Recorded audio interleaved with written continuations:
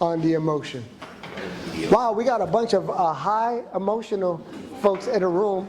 Where's a good place to be? High, low, or moderate? Why?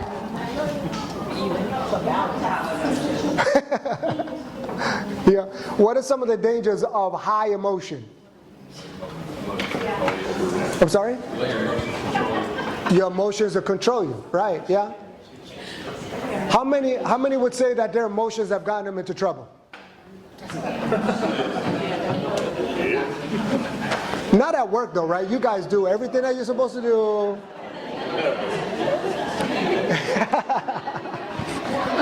One ball that they got to a place where they started finding ways to cheat. They're like, we just got to find an easier way to make this happen. It's called thinking outside the box. Thinking outside the box. We cooperate. Yeah. Or cheating.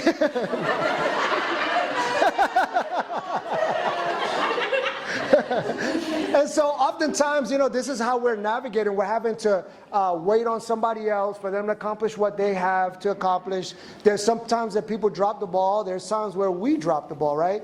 And there's all this constant pressure that's going on around us, especially when you have to meet a deadline.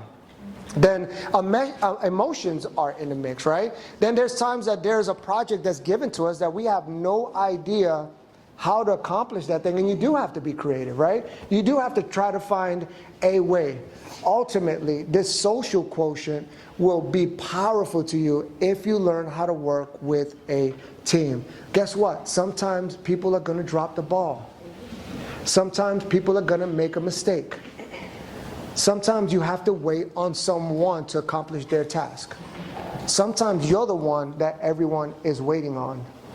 But when we have a team dynamic, then it gives us an opportunity to be healthy and to flow in those times that we have to call an audible. How many times in your workplace do you have to call an audible? Because in the war room it sounded really good. And then all of a sudden now it's an action and it's a little bit different than what you intended or what you thought or what you discussed, and now you have to be flexible. So the social quotient, get people around you that will help make you better. Be understanding of the people that are around you and are your peers, and do everything that you can to pull people up that are behind you, because that is what you would have wanted someone to do for you. See, oftentimes we forget where we've come from. We forget how hard we've had to work to get to where we are. And because you've made it, now you know how to make it. How powerful is it for us to be able to now create legacy? See, some of us don't even think about this, right? Legacy, some of us, we go on to the other side of eternity, and everything that we've worked for or have accomplished dies with us. But imagine that the day that you retire, the day that you're no longer on this side of eternity. Wouldn't it be amazing if your name, your legacy lived on? That only happens when you have value in that area of a social quotient. That's what we're working towards. It's not working the American dream, we work hard all of our life, and then we get to an age where we retire to enjoy the rest of our life, but our bones hurt and we don't enjoy it that much. What's going to carry on? When you look at Gucci, Prada, all of these name brands, what are they? Names. When somebody mentions your name in a room, how much weight does it carry? You're the product. When people hire you, you interview, you are the product. You are selling yourself and you're saying, I can do this job. And you're making them buy into you. There was this video that I was watching, and this individual goes on, and he had a basketball and he had a football. He says, you know what, this basketball in my hand costs about $23 from Walmart. This football costs about $15 from Academy. He goes on to name some different things, but then he mentioned some professional athletes, and he said, this basketball in the hands of LeBron James is worth how much? These boxing gloves in the hands of Canelo. Anybody watch the fight this weekend? Boxing gloves in the hand of Canelo, he wouldn't fight unless he got paid $200 million for that fight. I'll go in there and let him beat me up for $200 million. But we have to understand that what we put our hand to and the people around us, there's value to it. But if you don't value it, how can we expect others to value it? If you don't see the value to it, then how could you force someone else to see the value of those things in your life, right?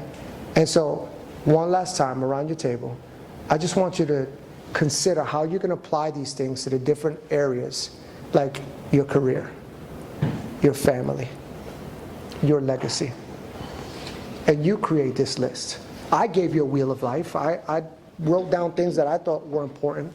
But what are those things that are important to you? Sometimes that worker mentality is hard for us to shave it off, right? Some of the most difficult things that we're challenged with is delegating, right? Delegating is something that becomes so difficult. I'd rather do it myself. I could just do it right quick, or I could do it better than everyone else. Excuse me? 8 billion people on planet Earth, and you're the only one that can do it the very best in your department or area of work. And so as a leader, it's important for you to be able to navigate things, set some goals, and figure out how to get to a place of what is it exactly that you're going to do so that you could accomplish it. I always use a format, a vision or mission, right?